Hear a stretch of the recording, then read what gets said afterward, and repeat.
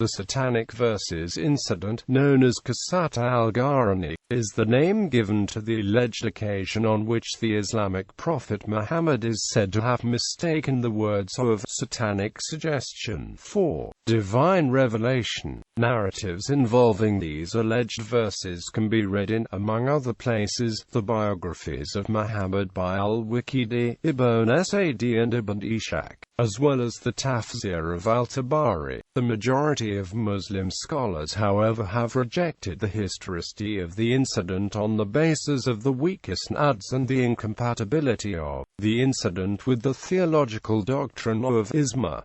The first use of the expression Satanic Verses is attributed to Sir William Muir. Basic narrative. There are numerous accounts reporting the alleged incident, which differ in the construction and detail of the narrative, but they may be broadly collated to produce a basic account. The different versions of the story are all traceable to one single narrator, Muhammad ibn Ka'b, who was 2 generations removed from biographer Ibn Ishaq. In its essential form, the story reports that Muhammad longed to convert his kinsmen and neighbors of Mecca to Islam. As he was reciting Surah An-Najm, considered a revelation by the angel Gabriel, Satan tempted him to utter the following lines after verses 19 and 20. Allat, Al-Uzza and Manat were 3 goddesses worshipped by the Meccans. Discerning the meaning of al-gharaniq is difficult, as it is a hapax legomenon.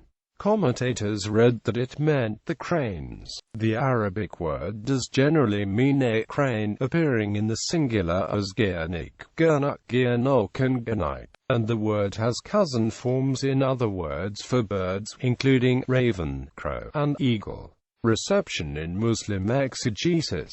Early Islam. The Satanic Verses incident is reported in the tafsir and the Sirah Maghazi literature dating from the first 2 centuries of Islam, and is reported in the respective tafsir corpuses transmitted from almost every Quranic commentator of note in the first 2 centuries of the Hijra. It is generally considered a fabricated incident, as the chains of narration are weak. The earliest biography of Muhammad ibn Ishaq is lost, but his collection of traditions survives mainly in 2 sources, Ibn Hisham and al-Tabarī. The story appears in al-Tabarī, who includes Ibn Ishaq in the chain of transmission, but not in Ibn Hisham. Ibn Sa'd and al-Wāqidī, 2 other early biographers of Muhammad, relate the story. Scholars such as Uri Ruben and Shahab Ahmed and Guillaume hold that the report was in Ibn Ishaq, while Alfred T. Welch holds the report has not been presumably present in the Ibn Ishaq.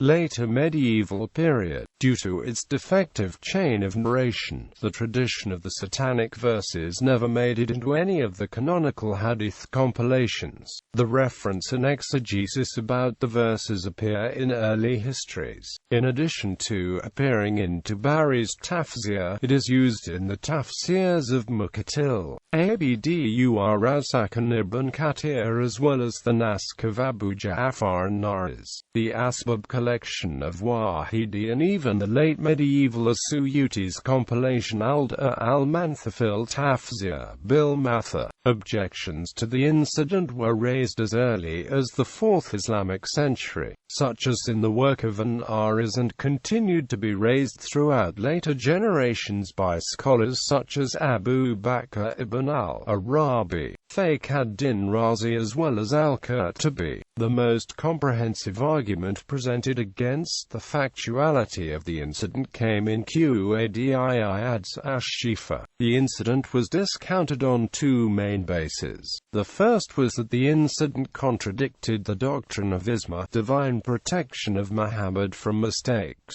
The second was that the descriptions of the chain of transmission extant since that period are not complete and sound. Ibn Kathir points out in his commentary that the various isnads available to him by which the story was transmitted were almost all mursal, or without companion of Muhammad in the chain. Uri Ruben asserts that there exists a complete version of the isnad continuing to Ibn Abbas, but this only survives in a few sources. He claims that the name of Ibn Abbas was part of the original isnad, and was removed so that the incident could be deprived of its Sahih isnad and discredited. Imam Fakhr al-Din al-Razi, commenting on Surah 2252 in his Tafsir al-Kabir, stated that the people of verification declared the story as an outright fabrication, citing supporting arguments from the Quran, Sunnah and reason. He then reported that the preeminent Muhaddith Ibn Khuzaymah said, "It is an invention of the heretics," when once asked about it. Al-Razi also recorded that al-Bayhaqi stated that the narration of the story was unreliable because its narrators were of questionable integrity. Those scholars who acknowledged the historicity of the incident apparently had a different method for the assessment of reports than that which has become standard Islamic methodology. For example, Ibn Taymiyyah took the position that since Tafsir and Sirah Maghazi reports were commonly transmitted by incomplete isnads, these reports should not be assessed according to the completeness of the chains but rather on the basis of recurrent transmission of common meaning between reports. Al-Qurtubi dismisses all these variants in favor of the explanation that once Surah al-Najm was safely revealed, the basic events of the incident were now permitted to occur to identify those of his followers who would accept Muhammad's explanation of the blasphemous imposture. Modern Islamic scholarship, while the authors of the Tafsir text during the first 2 centuries of the Islamic era do not seem to have regarded the tradition as in any way inauspicious or unflattering to Muhammad, it seems to have been universally rejected by at least the 13th century, and most modern Muslims likewise see the tradition as problematic, in the sense that it is viewed as profoundly heretical because, by allowing for the intercession of the 3 pagan female deities, they eroded the authority and omnipotence of Allah. But they also hold damaging implications in regard to the revelation as a whole, for Muhammad's revelation appears to have been based on his desire to soften the threat to the deities of the people. Different responses have developed concerning the account.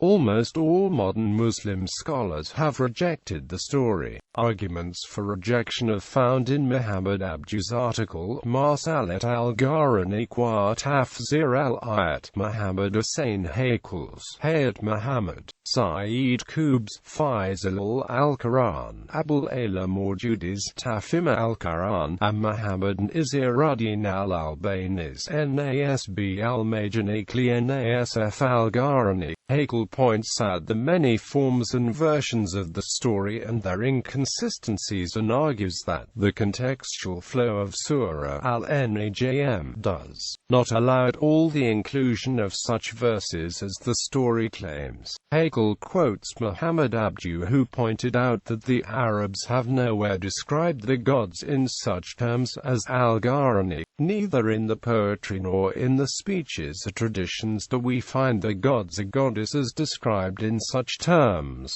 Rather, the word al-Gharaniq or al-Gharaniq was the name of a black or white water bird, sometimes given figuratively to the handsome blonde youth. Lastly, Haykal argues that the story is inconsistent with Muhammad's personal life and is completely against the spirit of the Islamic message. A.Q. Imadipuyu has said that these fake verses were shouted out by the Meccans to make it look like it was Muhammad who said it. He writes, "Some pagans and hypocrites planned secretly to recite words praising idolatry alongside the recitation of the Holy Prophet while he was praying, in such a way that the people would think as if they were recited by him. Once when the Holy Prophet was reciting verses 19 and 20 of Najm, one of the pagans recited, Tilk al-gharaniq al-ula warina shafa'ata humalatuha, verily their intercession is sought after. As soon as this was recited, the conspirators shouted in delight to make the people believe that it was the Holy Prophet who said these words. Here, the Quran is stating the general pattern the enemies of the messengers of Allah followed when they were positively convinced that the people were paying attention to the teachings of the messengers of Allah and sincerely believing in them. They would mix their false doctrines with the original teachings so as to make the divine message a bundle of contradictions. This kind of satanic insertions are referred to in this verse, and it is supported by Hamim 26.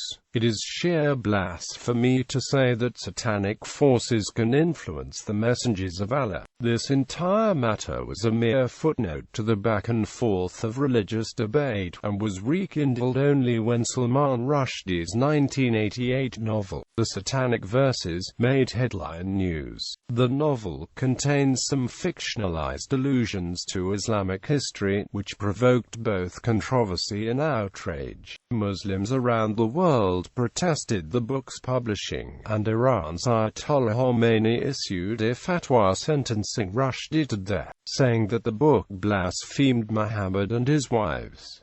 Historicity debate. Since William Muir, the historicity of this episode has been largely accepted by Orientalists. Some Orientalists, however, argued against the historic authenticity of these verses on various grounds. William Montgomery Watt and Alfred Guillaume claimed that stories of the event were true based upon the implausibility of Muslims fabricating a story so unflattering to the Prophet. Muhammad must have publicly recited the satanic verses as part of the Quran. It is unthinkable that the story could have been invented by Muslims, or foisted upon them by non-Muslims. Trudellatin Encyclopedia of Islam finds what's reason to be insufficient, stating, the story in its present form cannot be accepted as historical for a variety of reasons. Regarding this argument, Shahab Ahmed in the Encyclopedia of the Quran counters that the widespread acceptance of the incident by early Muslims suggests, however, that they did not view the incident as inauspicious and that they would presumably not have, on this basis at least, been adverse to inventing it. Similarly, Alfred T. Welch, in the Encyclopedia of Islam, argues that the implausibility argument alone would be insufficient to assert the tradition's authenticity. He says that the story in its present form is certainly a later, exegetical fabrication, despite the fact that there could be some historical basis for the story. Welch states that the story falsely claims that the chapter 53 to 1-20 and the end of the chapter are a unity, and that the date for the verse 22:52 is later than 53 to 21-7, and almost certainly belongs to the Medinah period. Further, several details in the setting of the story, such as the mosque and the sajda, do not belong to the Meccan phase of Muhammad's career. Welch also points out that the story was not mentioned in the Ibn Ishaq's biography of Muhammad. He says that the above analysis does not rule out the possibility of some historical kernel behind the story. One such possibility, Welch says, is that the story is of a historical telescoping nature, that a situation that was known by Muhammad's contemporaries to have lasted for a long period of time later came to be encapsulated in a story that restricts his acceptance of intercession through these goddesses to a brief period of time and places the responsibility for this departure from a strict monotheism on Satan. John Burton argued for its fictitiousness based upon a demonstration of its actual utility to certain elements of the Muslim community, namely, those legal exegetes seeking an occasion of revelation for or eradicative modes of abrogation. Burton supports his theory by the fact that Tabarī does not discuss the story in his exegesis of the verse 50 2253–20, but rather in 2252. Burton further notes that different versions of the story are all traceable to one single narrator, Muhammad ibn Ka'b, 2 generations removed from Ibn Ishaq but not contemporary with the event. Gr. Orting writes that the Satanic Verses incident would not serve to justify or exemplify a theory that God reveals something and later replaces it himself with another true revelation. Burton, in his rejection of the authenticity of the story, sided with Leon Catani, who read that the story was to be rejected not only on the basis of isnad, but because, had these hadiths even a degree of historical basis, Muhammad's reported conduct on this occasion would have given the lie to the whole of his previous prophetic activity. Maxim Rodinson finds that it may reasonably be accepted as true, because the makers of Muslim tradition would never have invented a story with such damaging implications for the revelation as a whole. He writes the following on the genesis of the verses. Obviously Muhammad's unconscious had suggested to him a formula which provided a practical road to unanimity. Rodinson writes that this concession, however, diminished the threat of the Last Judgment by enabling the three goddesses to intercede for sinners and save them from eternal damnation. Further, it diminished Muhammad's own authority by giving the priests of Uzza, Manat, and Alat the ability to pronounce oracles contradicting his message. Disparagement from Christians and Jews who pointed out that he was reverting to his pagan beginnings, and rebelliousness and indignation from among his own followers influenced him to go back on his revelation. However, in doing so he denounced the gods of Mecca as lesser spirits and mere names, cast off everything related to the traditional religion as the work of pagans and unbelievers, and consigned the Meccans' pious ancestors and relatives to hell.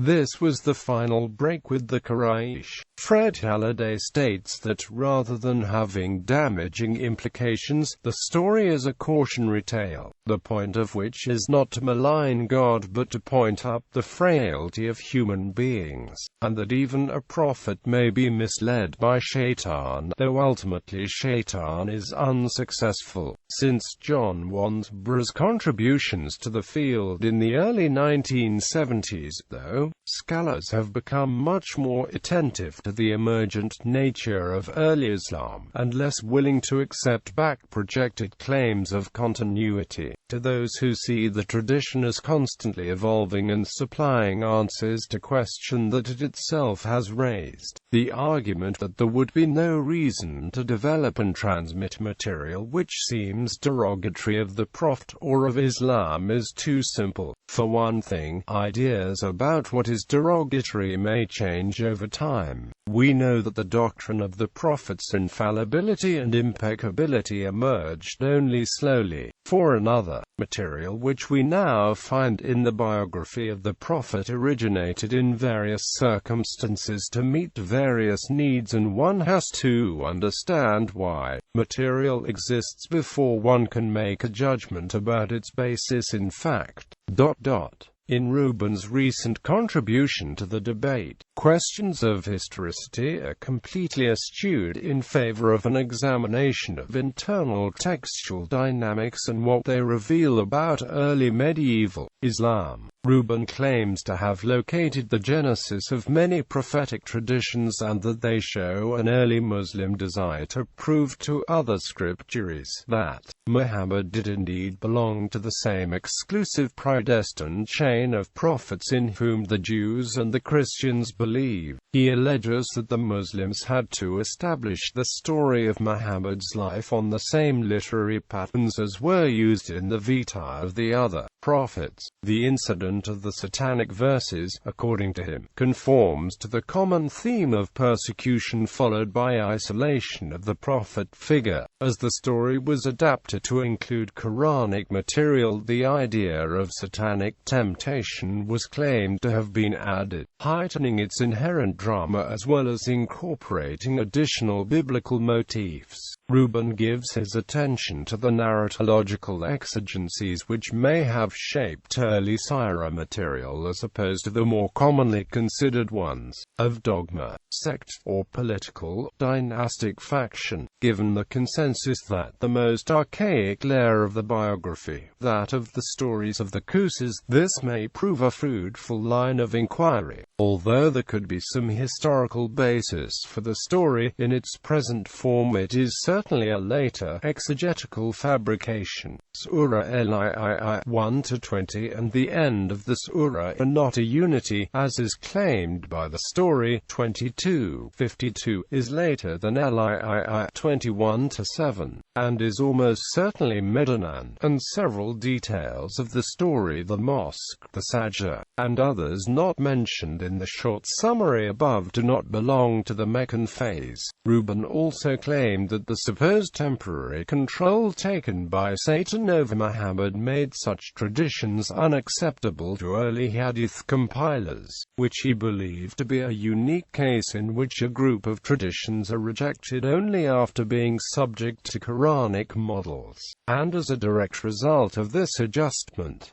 Related traditions. Several related traditions exist, some adapted to Quranic material, some not. One version, appearing in Tabarī's tafsir and attributed to Urwa ibn Zubair, preserves the basic narrative but with no mention of satanic temptation. Muhammad is persecuted by the Meccans after attacking their idols, during which time a group of Muslims seeks refuge in Abyssinia. After the cessation of this first round of persecution, they return home, but soon a second round begins. No compelling reason is provided for the caesura of persecution, though, unlike in the incident of the Satanic Verses, where it is the fruit of Muhammad's accommodation to Meccan polytheism. Another version attributed to Urwa has only one round of fitna, which begins after Muhammad has converted the entire population of Mecca, so that the Muslims are too numerous to perform ritual prostration altogether. This somewhat parallels the Muslims and mushrikun prostrating themselves together after Muhammad's first, allegedly satanically infected, recitation of Surah al-Najm, in which the efficacy of the three pagan goddesses is acknowledged. The image of Muslims and pagans prostrating themselves together in prayer in turn links the story of the Satanic Verses to very abbreviated sujud. Al-Quran traditions found in the authoritative Musannaf hadith collections, including the Sunni canonical ones of Bukhari and Tirmidhi. Reuben claims that apparently the allusion to the participation of the mushrikun emphasizes how overwhelming and intense the effect of the surah was on those attending. The traditions actually state that all cognizant creatures took part in it, humans as well as jinns. Reuben further argues that this is inherently illogical without the Satanic Verses in the recitation, given that in the accepted version of verses Q 53-19-23, the pagans' goddesses are attacked. The majority of traditions relating to prostration at the end of Surah al-Najm solve this by either removing all mention of the mushrikun, or else transforming the attempt of an old Meccan to participate into an active mockery. Some traditions even describe his eventual comeuppance, saying he is later killed at the Battle of Badr. Thus, according to Reuben, the story of the single polytheist who raised a handful of dirt to his forehead, attempt of an old disabled man to participate in Muhammad's